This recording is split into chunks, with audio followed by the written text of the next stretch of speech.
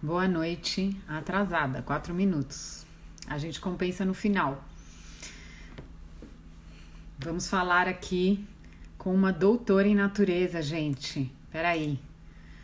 Eu vou até pegar o currículo da Ive Friso, uma querida. E espero que vocês tenham visto a aula que eu postei aqui no Story. Postei o link, que é uma aula que a Ive deu pro Impact Hub. Tá no perfil do Impact Hub BR. Ela deu uma aula sobre novas economias, a coisa mais linda.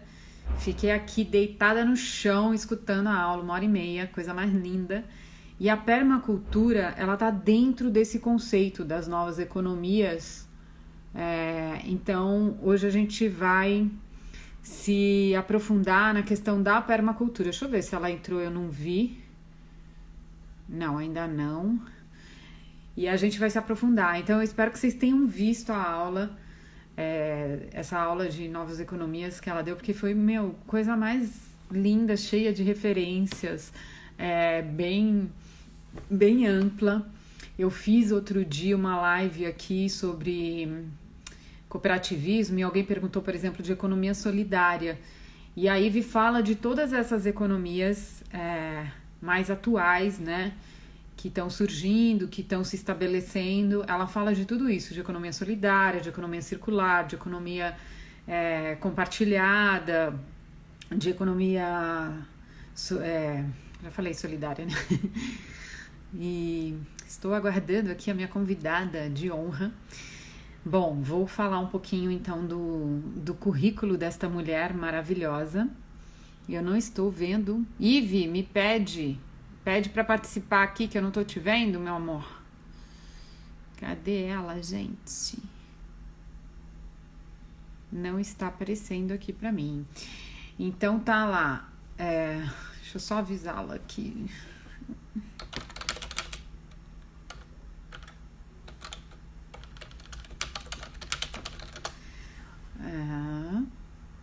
Quem que é esta Ive Friso que eu convidei?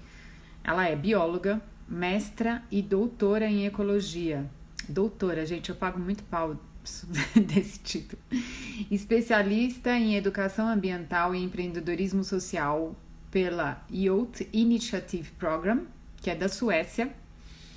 Já atuou com ONGs de conservação ambiental, já atuou como consultora para incubação de negócios sociais, já atuou como gestora de projetos sociais para protagonismo de jovens e também como gestora de comunidades no Sistema B, que foi quando a gente conversou mais, assim, quando ela estava no Sistema B o ano passado. E aí, cadê a Ive? Ela tem como propósito catalisar transformações positivas na nossa sociedade, ou seja, ela atua como educadora de cursos de design de permacultura, consultora, facilitadora de processos e designer de culturas regenerativas. E ela também não está achando minha live. Gente, até eu tô em dúvida aqui se eu entrei no lugar certo.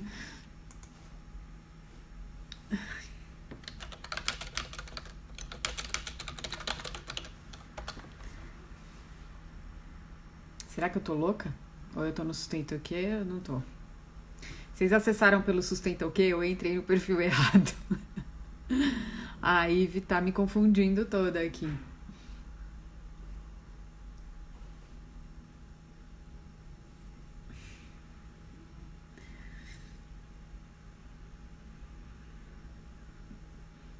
Gente, cadê nossa convidada? Julinha, querida! Eu tô no perfil certo? Gente, cadê a Ive? Só falta a Ive, porque se ela não entrar, eu não sei falar nada sobre isso. Tá aqui, pede pra participar. Pede pra participar, Ive.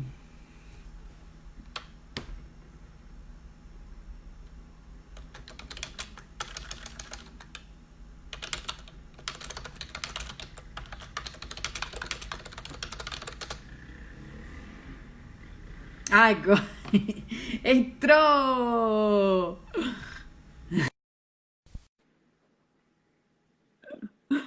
Acho que a gente está com um delay enorme.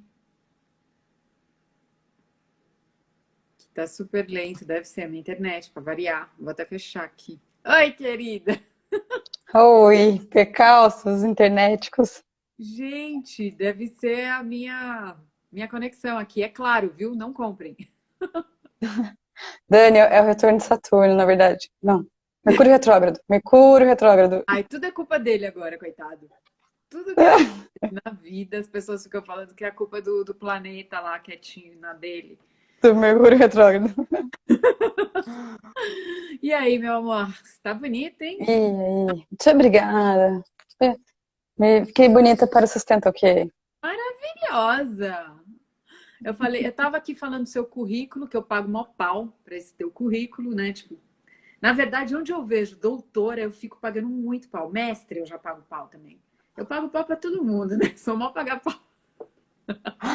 Dani, mas assim, o meu currículo é uma coisa engraçada, que acho que se algum coach de profissão visse ele, ele ia ficar tipo, amiga, você não tá fazendo muito sentido, né? É. Mas ai, porque eu fui pra academia, e aí chegou na academia eu percebi que fazendo ciência para quem, né? Porque eu produzia artigos em inglês, tinha que pagar para publicar, as pessoas tinham que pagar para acessar.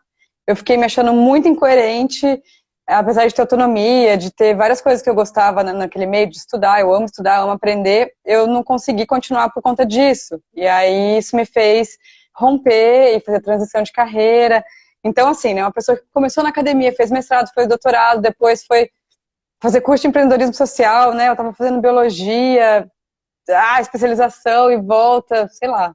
Não é muito óbvio, mas é o caminho do coração, é o caminho que fez sentido na minha vida e eu acho que eu incentivo muitas pessoas a procure sua felicidade, vai para o que te faz feliz e não liga muito para essa lógica de currículo que muita gente dá valor, né, no mercado de trabalho. Então, eu fiz a lógica do coração. Mas aí eu olho pro meu currículo e falo, meu, o que que você tá falando? Você não tem nem mestrado, o que que você tá falando disso? Ah, não, mas hoje em dia, com acesso à informação tão vasto, de tantas formas, é uma legitimação que eu acho que está perdendo valor. Essa, Não, não. não, você acha que não? Não, não, eu tenho certeza que não. Eu dou muito valor à ciência. Eu acho a academia um saco. Na verdade, eu acho que tem processos que precisariam ser mudados. Mas o valor da pesquisa, de você ir a fundo, né, nos assuntos, sabe? O que me afastou da academia, na verdade, foi, como é que eu posso dizer? Essa rigidez, sabe? Hum, Porque eu sou uma pessoa de criatividade, de pessoas, eu quero conversar, eu não quero, sabe? E aí tem essa exigência, você tem que produzir X artigos. Eu me reaproximei da academia em 2014, eu queria fazer um mestrado de qualquer jeito. Eu fui lá e paguei à vista. Aí não teve turma. não acredito. Eu fui na FIA, eu paguei à vista e falei, eu quero, arruma a turma. Não teve turma. Fui na GV e falei, eu quero, tô com o dinheiro aqui. Não teve turma. E aí eu tive que pagar o mercado e aí o dinheiro foi embora. Mas e aí eu fui pedir bolsa na PUC, porque eles têm uma cadeira interessante lá, eles tinham aqueles encontros do futuro, não sei o quê. Fui lá na PUC, aí um professor super fofo que tinha lá, não lembro o nome dele, virou para mim e falou: a gente tem bolsa, a gente tem duas bolsas. E então faz o seguinte. E ele começou a me mentorar, assim, você me arruma, me escreve X artigos. Ele tinha que entregar para um evento internacional 1.000 artigos em dois, sei lá, menos de 2 meses, sabe? Pouco mais de um mês, assim, ele tinha que entregar 1.000 artigos. Então ele começou a mobilizar os alunos e tal para escrever. Aí eu falei, bom, eu não sei como que escreve artigo científico, porque eu sei, né, assim, me graduei, fiz pós-graduação para que é mestrado profissional, assim, que é, não é mestrado, mas era uma pós que chama MBA, mas é um negócio profissional. Então não tem esse tipo de rigidez, né, na metodologia de publicação, etc. E fiz estudo de caso, sabe? E aí ele pegou e falou assim, não, aí você me faz, sei lá, produz não sei quantos artigos. E eu sentei e falei, meu, como assim? Eu vou perder 5 horas de, ao invés de eu estar pesquisando, para formatar o texto? Porque tem que ter não sei quantos espaços, não sei o que, não sei o que lá. Cara, eu achei isso o fim da picada. E era uma coisa assim de ter que produzir independente do tema. Você tinha que ter um número. Você não tinha que ter uma profundidade, um puta artigo foda, nananã. Aí eu falei, cara, não é isso, não é o que eu quero. Aí eu fui na aula. Chegou lá na aula, era um seminário de uns livros. Eu falei, meu, parece que eu tô na quinta série, os seminários de livro. Tipo, aí eu nem vou salvar essa live, né? Eu não vou poder salvar. Viu, gente? Já avisa aí os amigos que querem assistir, porque eu não vou poder salvar a live. E aí eu falei, eu não quero isso para minha vida. Eu quero a vida como ela é, entende? Eu olhava os relatórios das empresas, os estudos que as organizações produzem até hoje. Eu mergulho nos estudos. Os estudos são práticos. Eles pegam os dados através, sei lá, dos fornecedores, dos clientes, não sei o quê. Eles conseguem ter o número que uma pesquisa precisa, né? Para ser válida, uns 3.000, sei lá quantas pessoas. E aí eles produzem um material que é prático, sabe? Não tem assim, eu consultei 350 autores, não sei o que. E aí eu fiquei com esse gap, não consegui voltar para academia.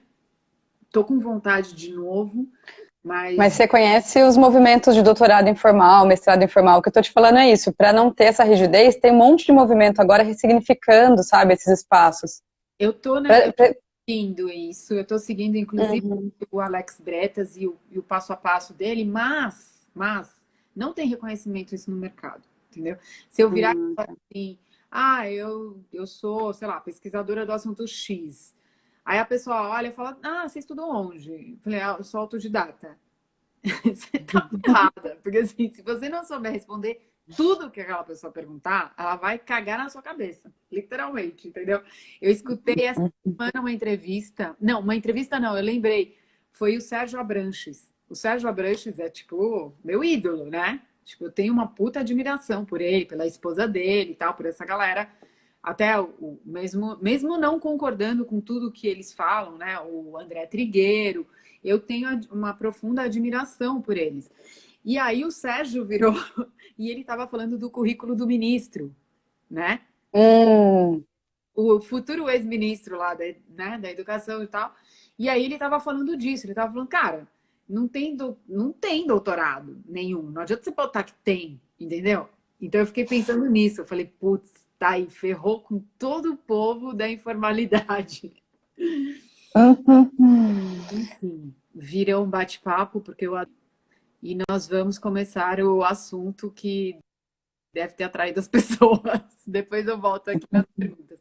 Gente, quem tiver pergunta, quando a Ivy for falando, que ela tem uma fala bem assim, como eu posso falar, didática, né?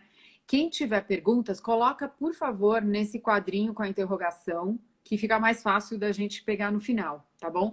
Então a gente vai começar. A Ivy vai se apresentar, porque eu falei pra caramba, mas acho que é legal ela fazer um pouco dessa história que te levou pra Perma, né? E aí depois a gente começa a falar da permacultura primeiro. Então eu vou passar bem, bem rápido pela apresentação, porque eu adoro falar de permacultura, quero chegar logo nesse tema. Bom, mas para explicar um pouquinho, eu fui fazer biologia na UFSCar, e aí eu já entrei em contato com vários movimentos coletivos, né, que já trabalhavam com essa temática. Lá em 2000 eu entrei em 2014, mas um pouquinho mais para frente eu já comecei a entrar em contato com esse pessoal. E aí só que eu queria ser ecóloga, eu queria entender as relações no ecossistema. O que me encantava era como que a natureza funciona, sabe? Como que ela consegue ser tão perfeita e incrível assim. Então eu fui fazer mestrado em ecologia, mas aí eu caí nessa estrutura toda que a gente está conversando, essa formalidade toda, e na mercantilização da ciência, né? Porque essa produtividade em cima do conhecimento científico e essa mercantilização de pagar para publicar, pagar para acessar, me esvaziou. Para mim foi um movimento de esvaziamento, assim, do sentido de fazer ciência. Eu queria ser cientista, eu me tornei uma cientista, eu era feliz sendo cientista, mas não com esse viés mercadológico. Então, quando eu fui para o doutorado, eu já fui com essa visão de eu preciso de algo mais, sabe?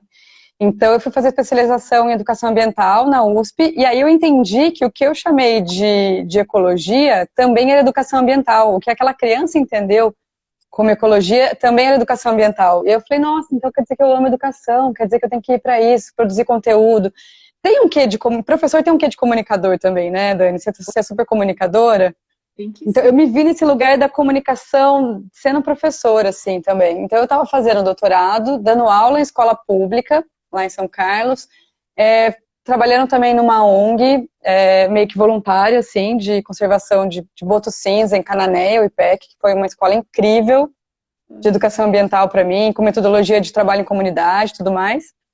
Mas ainda faltava alguma coisa, e aí eu fui fazer um doutorado sanduíche no Museu de História Natural de Londres, fiquei lá 6 meses, e aí eu encontrei um curso que era um sonho, assim, que depois que eu terminei a faculdade, esse curso apareceu, eu queria fazer, mas precisava de dinheiro para ficar 1 ano na Suécia, eu não tinha, coloquei o sonho na gaveta e continuei a vida, né? E aí esse sonho veio de novo na forma de um livro, porque eu comecei a estudar muita educação, eu não sei se vocês conhecem aquele livro Volta ao Mundo em 3 Escolas. É um livro incrível, um dos autores é o Eduardo Shimahara, que depois foi meu professor, inclusive, e ele também é super inspirador.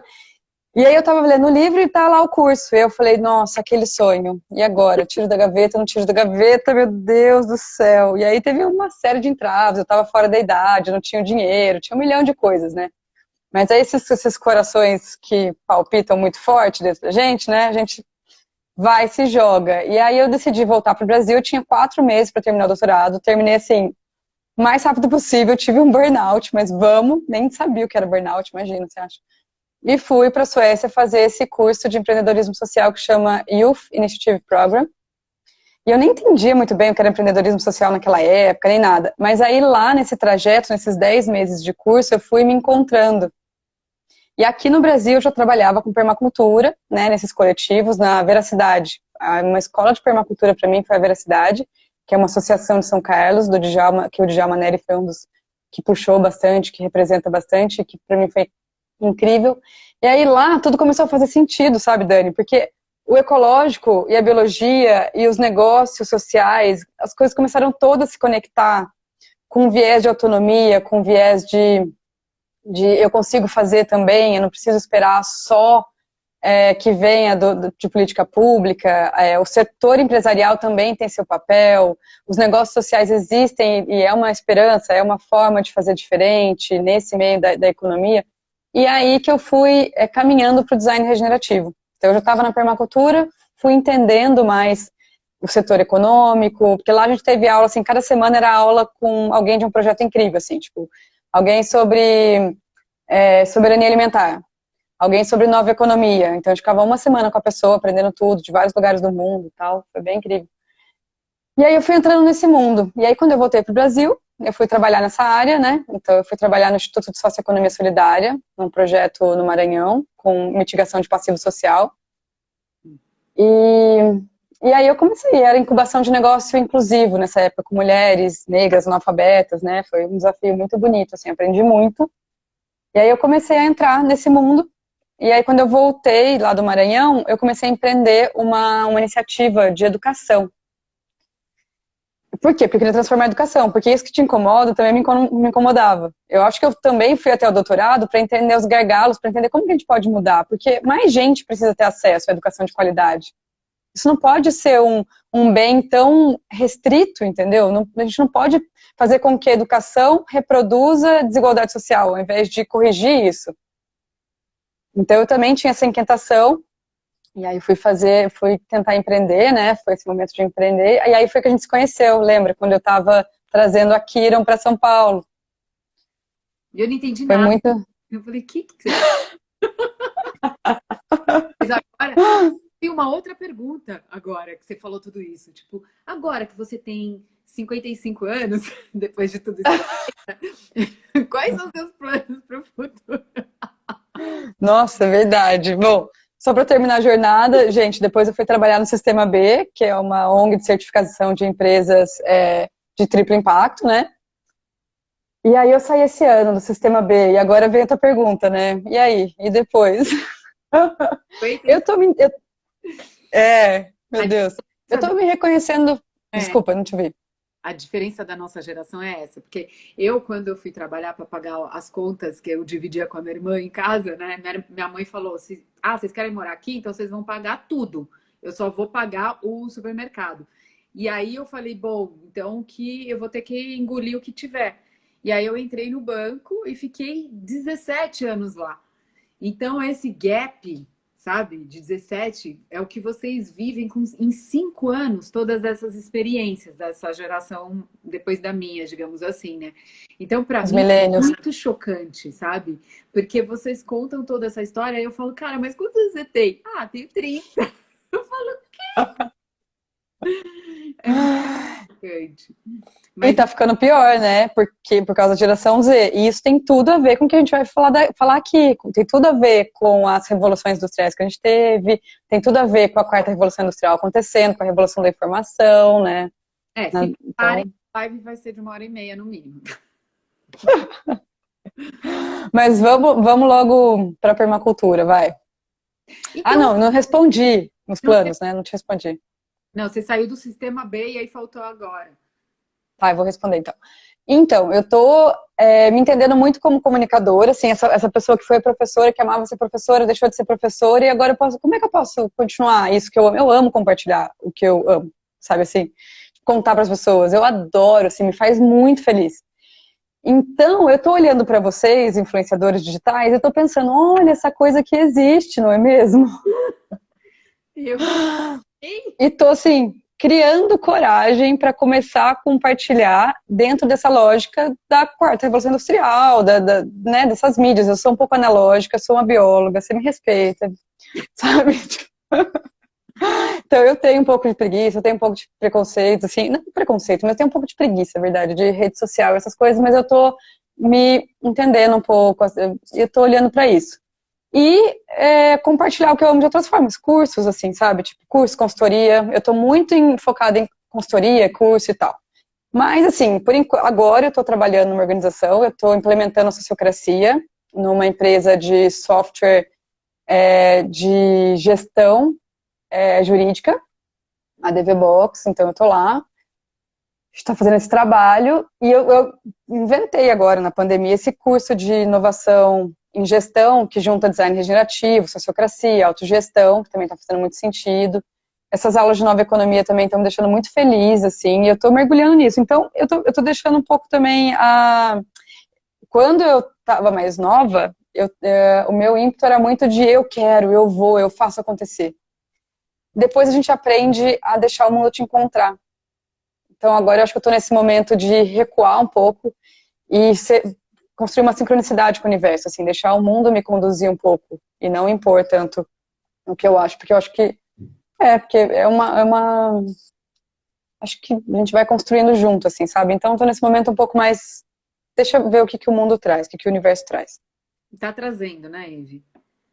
Ah, menina, esse curso de gestão e inovação foi muito do coração, foi muito, eu quero começar a fazer, mas eu tô me sentindo um pouco perdida, então eu vou chamar meus amigos para quem tem interesse, quem estava precisando de ajuda, quem me pediu ajuda durante a pandemia para transitar para o trabalho remoto, quem estava com dificuldade. Recebi várias mensagens, tipo, me ajuda com questão de gestão de pessoas, gestão de projeto, me ajuda. Falei, eu vou juntar esse pessoal tudo num lugar só, vou compartilhar tudo que eu sei, e aí a contrapartida foi contribuição consciente e feedback, para eu poder construir esse produto de fato, sabe? E os feedbacks foram bem incríveis, assim, o pessoal saiu bem feliz, eu também saí muito feliz. Então, eu acho que, e daí veio esse trabalho na DVBox também, então, acho que o universo está realmente respondendo, assim, sabe? Eu tô meio que de espectadora, mas... E falar o que eu ia falar então, eu ia te falar o seguinte, eu compartilho conteúdo há 3 anos e eu estava agora justamente numa conversa sobre isso, porque eu estou esgotada, né? E justamente porque eu não vejo esse retorno, além do afeto, que tem muito reconhecimento mesmo, tem, assim, eu acho que os piores dias que eu passei, assim, de, tipo, tá me questionando, sabe? Que sentido isso faz se não paga as minhas contas, né? Eu recebi mensagens incríveis que me fizeram levantar da catacumba, assim. Mas eu acho que a gente precisa pensar antes, né? Então, por exemplo, aquela aula que eu vi sua, deitada no chão, eu acho que tem muito valor, cara. Tem muito valor. Acho que é uma coisa que esgota um pouco a gente, sabe? Quando a gente começa a fazer tudo muito de graça, como eu faço, e eu me sinto, às vezes, eu acho que não fecha essa conta. Não é algo equilibrado desse jeito, sabe? Não dá pra gente dar, Uhum, não dá. Entendeu? uhum, A gente uhum. tem, a gente tem que viver também, né? Então, eu acho que precisa pensar nesse sentido. Eu acho que uma coisa é o piloto, como você fez, outra coisa é você viver do sol, né? Da luz do sol, que a gente não vive, Não, não tô muito afim. né? Não, a gente vai falar também de metodologia de inovação social, né? E tem várias metodologias, a sociocracia é uma delas, de autogestão. Mas tem, por exemplo, as leis sistêmicas, não sei se você já ouviu falar, acho que deve ter ouvido falar do Bert Helling, que inventou as constelações familiares. A gente está aplicando para a gestão, né, de projetos agora, de processos dentro das organizações. E aí uma das leis sistêmicas é o equilíbrio entre o dar e o receber. Então É, isso é primordial. é primordial, entendeu? Eu tive um ex-namorado que falou assim pra mim: imagina, você tem que amar, você só tem que amar, você tem que dar. Oi? Oi? Só. Não tem, cara, ninguém vive só, entendeu? É. Então vamos entrar no assunto, Vamos porque lá. vai ter que ser duas lives. Bom, permacultura. O que é esse bicho? Onde nasce? Como nasce? Do que se alimenta? Onde se esconde? Globo Repórter. Bom, vamos lá. A permacultura é até difícil explicar numa frase. Mesmo eu que estou há muito tempo, é difícil explicar numa frase, porque ela é um conjunto de princípios éticos, fundamentos, técnicas para a construção de assentamentos humanos que sejam sustentáveis. Sustentáveis no sentido de sustentar a vida, tá? Sustentável nesse sentido e que crie uma relação harmônica com a terra, que resgate essa conexão, né? Do, do ser humano se sentir natureza. Então, resumindo um pouquinho, é deixar o mundo melhor do que a gente encontrou para as gerações futuras, tá? Mas, assim, é um campo científico, assim, né? Tipo, é um saber sistematizado. Ele nasceu, a permacultura nasceu na Austrália, na década de 70.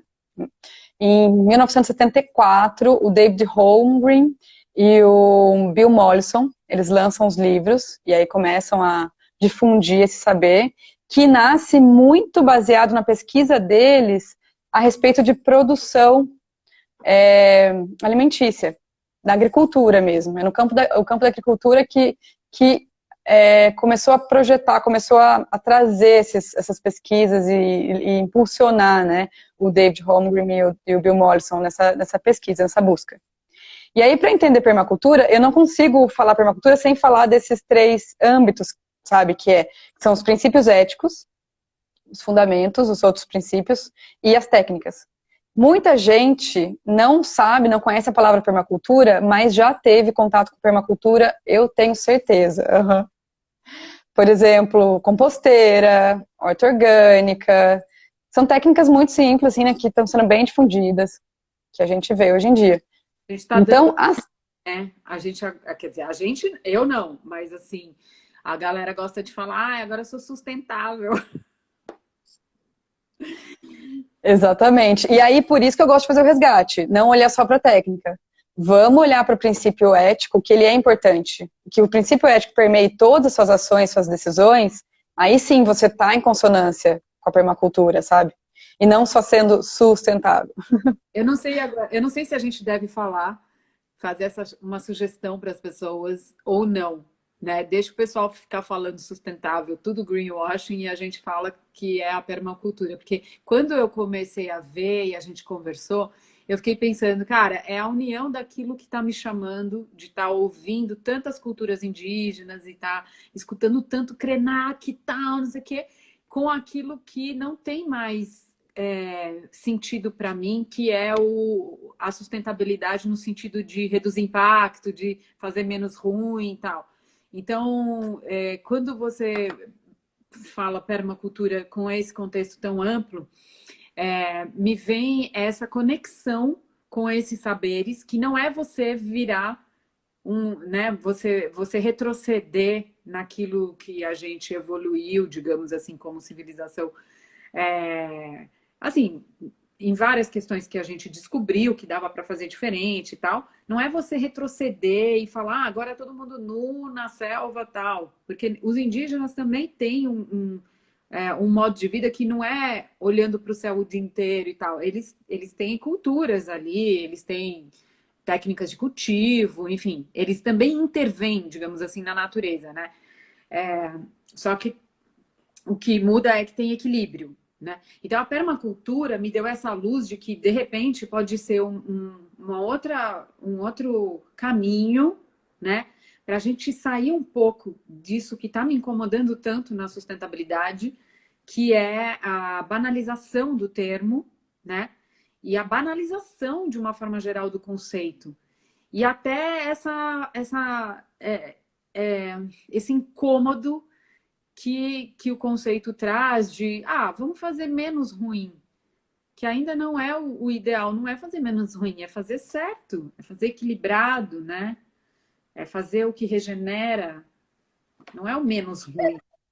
Depende de onde você quer estar na escala de transformação, né? Se você tá ok com fazer menos ruim, é um passo, né? É um passo necessário. Eu não consigo parar aí. Eu preciso ir adiante, eu precisei transgredir, mas eu também não julgo, porque eu tô tentando integrar, sabe, Dani? Eu tô tentando integrar os passos. Tudo bem, a gente vai atrasar. Possíveis, a gente vai atrasar. Um pouquinho de tempo. Porque, cara, se nós estamos numa janela de oportunidade que nós temos 9 anos e meio, que já estamos metade do ano enclausurado aí, 9 anos e meio para mudar como assim, a humanidade produz, descarta, usa as coisas, sabe? Assim, como ela se organiza. Não, a verdade é que a gente está mega atrasado, né? As mudanças climáticas estão aí, a gente está muito, muito mega atrasado. Então, por isso que assim, eu fico inconformada, não dá tempo de fazer menos ruim. Você vai me desculpar com a bola, né? Tá no centro das minhas atenções ultimamente, porque hoje, inclusive, eu estava escutando uma live sobre saneamento, eu postei aí para vocês, e aí ela citou um projeto que a Coca-Cola faz, não sei, eu falei, não adianta você fazer projeto, você produz um negócio que não serve para nada, só para poluir, né, rios de outros países, que não é o dos Estados Unidos, né, tipo, é dos outros, entendeu? Então, eu acho que eu não tô eu vou discordar um pouco de você nisso, porque não dá para fazer menos, gente. Você vai me desculpar, mas fazer menos ruim não vai estar dando tempo, entendeu? Não, eu não tô falando disso para empresas, estou falando disso para pessoa física, porque eu entendo que cada um tá num momento da sua transição, assim, sabe? São despertar de consciências múltiplos que a gente vai ter ao longo da vida toda, então não quero julgar, assim, me colocar num lugar de superioridade nem nada assim, entendeu? Então, para pessoa física, eu acho. Agora, para empresa, eu pego um pouco mais pesado também. Bom, mas vamos lá, voltando. Deixa eu explicar, então, os princípios éticos da permacultura, né? Um deles é cuidado com as pessoas, o outro é o cuidado com a terra, e o outro é o cuidado com o futuro, ou partilha justa dos excedentes, tá? Então, tudo que deriva, esse é o chão comum da permacultura. Cuidado com as pessoas, cuidado com a terra e partilha justa dos excedentes, ou cuidado do futuro, que é cuidado do que a gente vai deixar para as gerações futuras, tá? E aí o bottom line, que o homem estava tentando revisar o triple bottom line lá, o John Elkington. Tá tentando revisar, tal, não é bem assim, mas aí, por exemplo, não está entrando o tal do capitalismo aí, né? Tipo, a economia, Quando você fala partilha justa dos excedentes, as pessoas tremem na base, porque a gente já sabe onde isso vai mexer. Entendeu? Então, é disso que... O quê? Vai virar perma o quê? Exatamente. Então, sim, vai além do reformismo. Sim, vai além do fazer menos pior. Vai pensar uma reestruturação da sociedade, mexer em todas as bases. E aí que entram as estruturas invisíveis, tá? Dentro da permacultura, a gente tem várias áreas. Então, tem a bioconstrução, tem a parte de agricultura, e também tem a parte de, para construir assentamentos humanos sustentáveis, né? Assentamento humano pode ser uma cidade, pode ser uma ecovila, pode ser várias coisas, gente, assentamentos humanos, tá? Porque você fala, Amplo. tu já vai falar, as meninas do MST lá, tava fazendo uma live. Então tem vários preconceitos, mas que a gente vai derrubar isso tudo aqui, a gente tá só na integração aqui. Mas aí vamos lá. Quando você fala de assentamento urbano, você também está falando de estruturas invisíveis, porque o que vai ser a gestão, né? O que vai ser tudo que as estruturas invisíveis são o que rege a nossa sociedade e a gente não enxerga. Então, do que eu estou falando? Eu estou falando de educação, eu estou falando de política, eu estou falando de economia. E tudo isso tem que ser, se a gente quer criar futuros diferentes, possíveis, outros mundos, a gente tem que rever tudo isso, né? Não dá para continuar O pessoal replicando. de negócios gosta de chamar isso de intangível. Ah, sim, isso, exato. Estruturas invisíveis pode ser o capital intangível, pode ser, a gente vai falar bastante agora também disso quando fala em novas economias. Porque, para mim, a virada, uma grande virada na nova economia foi a mensuração dos intangíveis e a valorização dos intangíveis. Tá? Então, quando começa a entrar na conta, com a revolução da informação, em 1900, isso começa a entrar na conta, começa a ser mensurado e começa a ditar comportamento, a influenciar a sociedade. Por exemplo? Nossa, você quer que eu dei um salto agora do nosso assunto? Você quer que vai para lá mesmo? Você quer Não, voltar e a gente vai construindo? não, é melhor a gente voltar para a permacultura, mas assim, porque a mensuração, né, por exemplo, de serviços ambientais é uma outra discussão muito grande, Muito grande. né? Tá, não, mas eu vou fazer uma simples aqui, só para fazer um exemplozinho, então. Reputação de marca. Sim, boa. Reputação de marca nunca foi tão valorizado como é hoje em dia. E o Sistema B é exemplo disso, né? É uma certificação para prevenir greenwashing, social washing, esse tipo de coisa, para garantir a reputação daquela marca. Então, a reputação da marca entrou no evaluation do negócio, hoje em dia. Mas há um tempo atrás, não. Era só faturamento anual. Ótimo. Tá? O que mais que a gente ia falar aqui? Posso entrar na outra? O design regenerativo. Quer que eu vou construindo? Da permacultura para as estruturas invisíveis, design regenerativo. Isso, você estava falando dessas estruturas invisíveis, de todas as áreas que a permacultura abrange, desde a educação até o sistema de produção de alimentos, tarará, tarará, tem toda uma série é uma flor, né? A imagem é Isso. todas as áreas, olha só a diferença. E aí, vamos entrar das estruturas invisíveis para o design regenerativo. Então, resgatando. Essa flor, então, são as pétalas, né? Cada pétala é uma área de saber da permacultura e indica diretrizes para a gente construir essa cultura de permanência, né? Permacultura, esse nome também. Permaculture vem de permanência e cultura. Então, para construir uma cultura de permanência, para que a espécie humana possa continuar existindo, mesmo a gente vivendo a sexta onda de extinção de espécies, né? Pensa só, a gente está vivendo a sexta onda de extinção no meio de uma pandemia. É muito sintomático isso. Então, repensar. Não é a gente, é bom deixar claro, né? O quê, Dani? Não é a gente que está sendo extinto.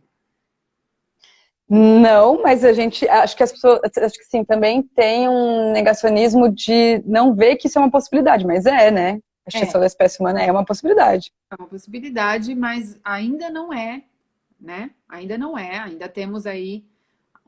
Sim. Por exemplo, temos aí o koala, que o ano passado foi declarado extinto, o koala. E aí, sim. Milhares, né? Eu já postei isso lá em 2000, acho que foi em 2016, o estudo do WWF que trouxe esses dados de 1.000 espécies, sei lá quantas 1.000 espécies e tal. Mas enfim, voltando. Bom, então recapitulando, permacultura aí, as estruturas invisíveis é um campo de estudo dentro da permacultura e dentro das estruturas invisíveis a gente tem o campo do design regenerativo. Então, o que eu vou falar para vocês aqui agora, assim, um pouquinho, bebe dessa fonte, tá? Eu vou falar desse lugar do design regenerativo. E o que é o design regenerativo? O design regenerativo é como que a gente desenha a nossa sociedade para a construção de uma cultura de regeneração. Tá? Então, como que a gente faz para incentivar uma cultura de abundância, de colaboração e não de competição, não de exploração dos recursos naturais. É isso, tá? Eu fiquei meio confusa com a pergunta, Dani, se a gente responde, se não responde, se vai, se volta. Fiquei um pouco confusa, mas eu acho que eu vou continuar e depois a gente fala tudo de uma vez. Porque eu enfiei no meio e depois não conseguia tirar, entendeu? E Ah, tá. é uma pergunta osso da Lívia, entendeu? Porque ela já leu os livros, ela super entende. Aí ela fez uma pergunta osso sobre a reputação das marcas entrar. Coincidência, né? Bem na era das redes, ela entrar no evaluation e tal. Aí acho que é meio profundo. Não sei se vai dar para entrar nisso, não. Mas vamos. É vamos profundo mesmo. é, Bom, mas vamos lá, né? vamos lá. Então tá, vamos lá que a gente queria falar de tudo, Lívia. Uma pergunta maravilhosa, mas a gente vai dando uns recortes e vai tentar dar tempo de falar também. Tá, então tá, design regenerativo é pra gente construir uma cultura de regeneração, tá? E aí tem alguns expoentes, um livro muito legal nesse sentido, nesse campo, é o Design de Culturas Regenerativas, do Daniel Wall, que ele foi publicado o ano passado, traduzido para português e publicado aqui no Brasil, pela editora Bambual, e ele é muito legal, ele dá acesso a muita coisa, assim, tipo, tá sendo bem incrível a leitura, eu recomendo. Tá, alguma dúvida sobre design regenerativo? Dentro do design regenerativo, continuando, a gente tem possibilidade de construção desse outro mundo baseado numa cultura de regeneração e não exploratória, como a gente vive hoje em dia, não degenerativo, uma cultura regenerativa, tá? E aí entra um pouco no que a Dani estava falando de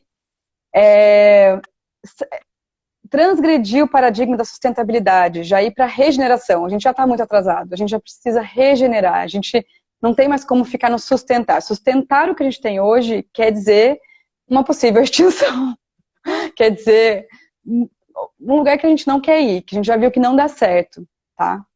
Então, por isso que a gente fala em regenerar. Regenerar, ressignificar e construir uma outra forma de cultura. E aí, para isso, passa por todos esses âmbitos que eu falei. Cultura, produção de alimento, educação, política, economia. E a gente é um grupo de estudiosos, quem está...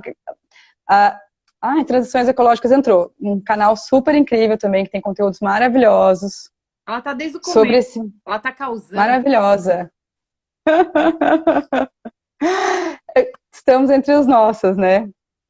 Só patota. Só tem Nós, patota aqui. Só. pessoas curiosas que querem entender como é que a gente faz para construir uma cultura de regeneração, como é que a gente faz para ir além da sustentabilidade. Primeira coisa, esquece, gente. Esquece esse negócio de sustentabilidade, entendeu? Já foi, não deu tempo, entendeu? Não deu certo, sabe? Desculpa, né? Ai, você quer... Desculpa, gente, não deu, tá? Então agora nós vamos falar de regeneração e permacultura o tempo inteiro.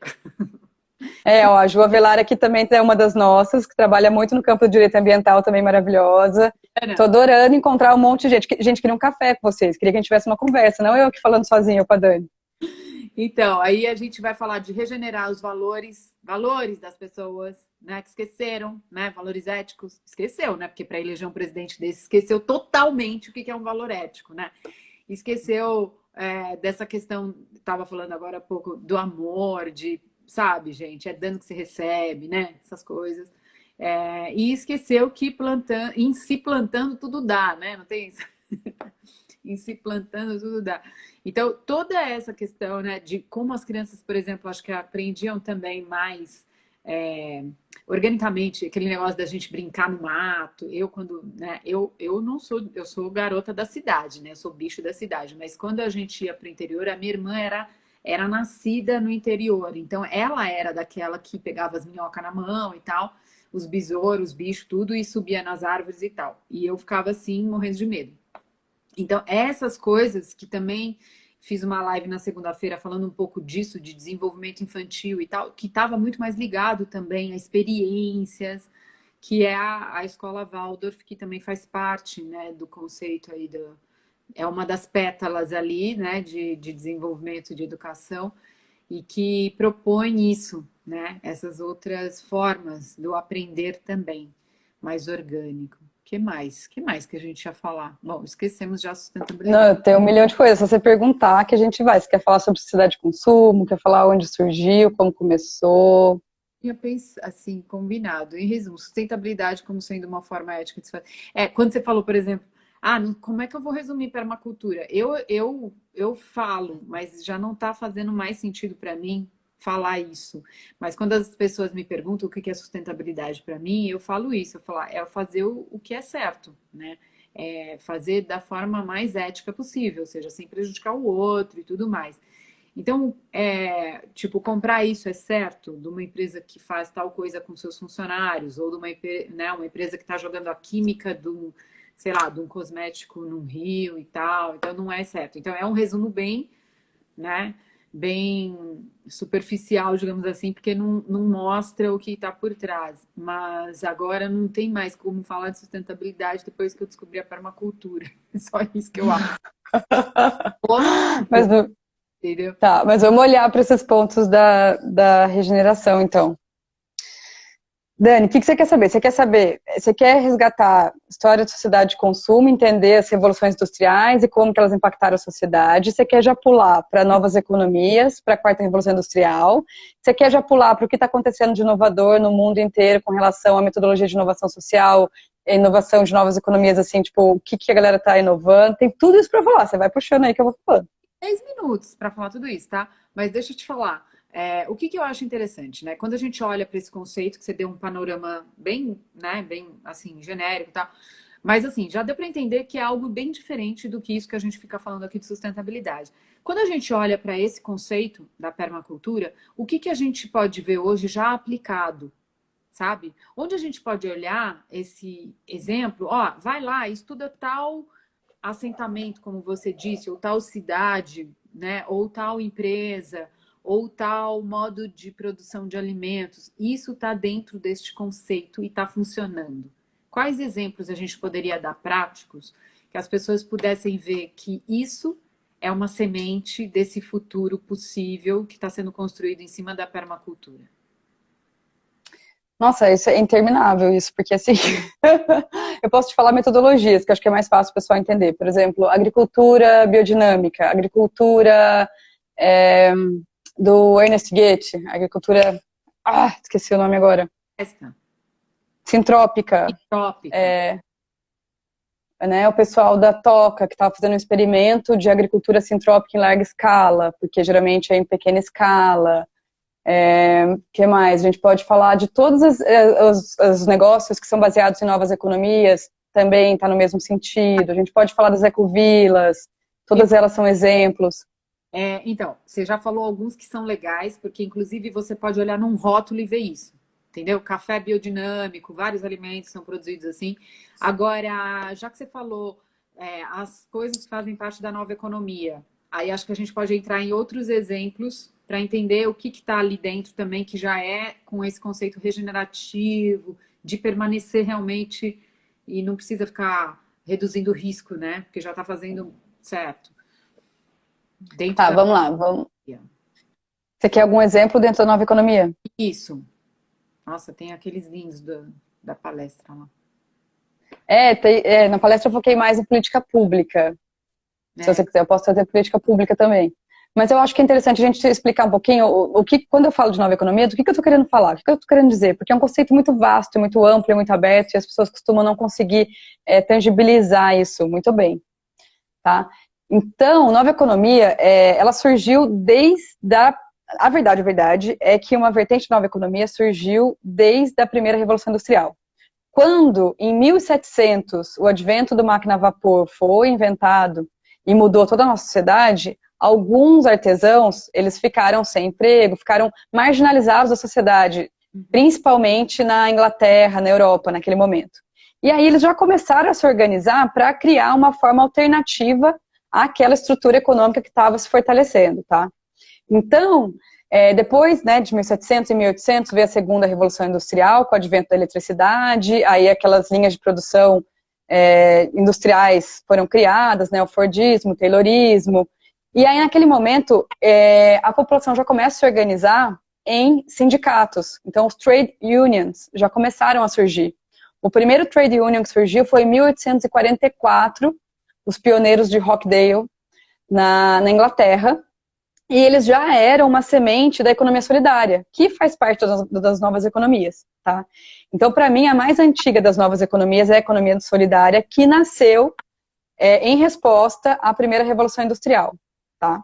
Naquela época, em 1800, olha só que coisa mais interessante, o Robert Owen, O-W-E-N, o nome dele, se vocês quiserem pesquisar, ele já propunha ele chamava de aldeias cooperativas, aldeias cooperativistas, porque a Inglaterra entrou numa crise, numa recessão, em determinado momento, e aí ele apresentou esse projeto para o governo como um projeto para salvar, né, um projeto para, tipo, vamos fazer uma política pública que vai segurar a gente da crise. E aí ele propôs essas aldeias cooperativas que era, ao invés do governo dar dinheiro para as pessoas, o governo ia tipo, investir nas pessoas. Ia montar aldeias, vilas, em que 1.200 pessoas iam viver, iam produzir seu alimento, iam trocar o excedente, iam monetizar o excedente, ou iam trocar o excedente. E que ao longo do tempo não ia precisar mais de subsídio do governo e já iam começar a injetar de novo dinheiro na economia, tá? Esse plano não foi aceito, mas depois, em 1930, quando a Inglaterra teve uma outra crise econômica, o Keynes propôs algo com os mesmos valores, assim, com os mesmos mecanismos lógicos, foi aprovado, foi implementado e foi um sucesso, o que comprovava que o Owen estava certo, mas ele não foi ouvido naquela época. Uhum. E aí ele foi para os Estados Unidos e começou a fazer os experimentos de economia solidária, a economia solidária começou a tomar forma e tal. Então, assim, isso tudo já acontece desde lá. Mas quando que a coisa começou a chegar até a gente, tá? Em 1996, o primeiro artigo científico é publicado com esse nome de novas economias, tá? Na Business Week, pelo Michael Mandel. Michael Mandel é o nome dele. Então, ele publica um artigo falando, sistematizando, dando nome. Quando a gente dá nome da linguagem, fica mais fácil entender, se relacionar. Parece que a coisa passa a existir, né? Mas, novamente, outras coisas já eram feitas e já tinham resquícios, já eram sementes de outras novas economias. Porque quando eu falo de novas economias, é no plural mesmo. São diferentes formas, sabe? Bom, tá, eu vou chegar a isso depois. Voltando. Então, teve esse marco histórico. Oi? Louca vai fazer uma provocação, na verdade. Porque, olhando para tudo isso... Tudo bem, eu tenho o contexto dessa aula que você deu de novas economias, mas eu quero trazer o que está acontecendo em Paraisópolis, que está virando matéria de tudo que é revista, né, de tudo que é jornal e tal. Que nome a gente vai dar para isso? Que hora que a gente vai botar isso no papel para a gente também ser um expoente de uma nova economia solidária, ou sei lá que nome que a gente vai dar, porque o que eles fizeram lá é algo revolucionário do ponto de vista de auto-organização social para combater a pandemia e tudo bem, não é algo que nasceu agora, porque já existe uma liderança comunitária ali, antiga, já existe uma pré-organização. Mas que nome que a gente vai dar isso e como é, sabe, assim, quem que vai sentar e escrever esse artigo para a gente mostrar para o mundo que aqui também surgem coisas de forma orgânicas, sabe? Que tem coisas muito lindas acontecendo, tipo, que tá ali... Não, você não tá entendendo. O que tá lá em Paraisópolis é economia solidária. A gente não colocou esse nome, mas é. E o Brasil é um expoente de economia solidária. Mas ninguém ali sentou para estudar economia solidária e falou, vamos fazer isso. Não foi assim que aconteceu, sabe? Sim, sim. Porque, na verdade... Lívia, por favor, faz isso. Meu, você vai ficar tão famosa, amiga. Todo mundo vai citar você. E eu não tenho... Aí, ó, descolonizar o pensamento é exatamente isso. Tipo, ali surgiu de uma forma orgânica ao longo de todos esses anos de liderança comunitária ali. E agora virou assim, meu... Amanhã deve estar saindo já nos jornais americanos, lá nos, sei lá, inglês, Guardian, daí todos. Porque já saiu aqui no Brasil todos os grandes jornais. Desculpa. Nós vamos ter que recomeçar. Não. Vocês sabem, né? Vocês sabem que a gente vai ter... Daqui 2 minutos ela deve cair e a gente vai ter que voltar. Desculpa. Não, eu acho incrível. E assim, a gente nem... Ah, assim, não precisa ir muito longe. Por exemplo, tem movimentos econômicos também na América Latina muito fortes, tipo Bem Viver. Já ouviu Ai, falar? eu ouvi você falar, tô louca pra conhecer. É muito incrível. Tem um livro do Alberto Acosta, que é um pesquisador do Equador, um cara incrível, que ele escreveu, foi lançado pela editora Elefante. Chama O Bem Viver. Tá, vamos voltar. Olha só, ele chama O Bem Viver, uma oportunidade para imaginar outros mundos. Bem o que a gente está falando. E o Bem Viver traz muito essa questão do resgate da ancestralidade e da valorização da ancestralidade. Tá? E colocar esse valor no centro da discussão. E o que é muito igual à economia solidária. A economia solidária fala muito disso, assim, de tipo, o que está no centro é o desenvolvimento da comunidade, desenvolvimento local, são as relações, não é o capital, tá? Tanto que os 4 valores da economia solidária são autogestão, cooperação, solidariedade e democracia. Esses são os 4 valores, não tem lucro. Como é que chama o Bem Viver? Como chamou o autor, você falou? Alberto Acosta. Anotado. Mas voltando, a gente está abrindo muitas janelas. Eu preciso seguir uma linha, vamos voltar. Eu comecei a falar, então, das múltiplas novas economias, né? Isso aqui é o contexto das novas economias na primeira e segunda Revolução Industrial. Depois chega a terceira Revolução Industrial, e aí muda tudo. Porque é a Revolução da Informação. É a gente tendo acesso à informação em tempo real. É uma conexão jamais vista antes na face da Terra. Isso muda totalmente a ordem social. Tá deixando A a live gente. vai acabar. Eu tô Você pirando. tá com uma... Você tá com uma cara de vamos fazer suspense que a live vai acabar. Ah, a gente vai recomeçar. Tudo bem pra você? Tudo, não tem problema. Mais um Mas pouquinho. quanto tempo tá aí ainda? Eu acho que 2 minutos. Tá, vou falando então. Eu não quero que ela caia, porque senão não dá pra gravar. Se bem que eu acho que a gente não devia deixar gravar. Falei Eu muito. desconfio também. Eu falei, A gente pode gravar essa segunda, Dani. Essa primeira a gente bem esconde, sério. assim. Aí agora a gente se faz super de sérias, assim. E daí a gente não... e a gente grava a segunda. E aí fica tudo bem. Bom, eu tô tentando dar uma enrolada pra ver se cai, se volta ou não. Não cai, continua, é isso? Não Então vai vamos cair. voltar. Pra gente voltar pro Tá esquema, bom. digamos assim. Gente, Tá, eu só queria mandar um beijo para as amigas que entraram. Fernanda, Júlia, voltem, que eu quero vocês aqui, que vocês são muito maravilhosas, mulheres inspiradoras da minha vida.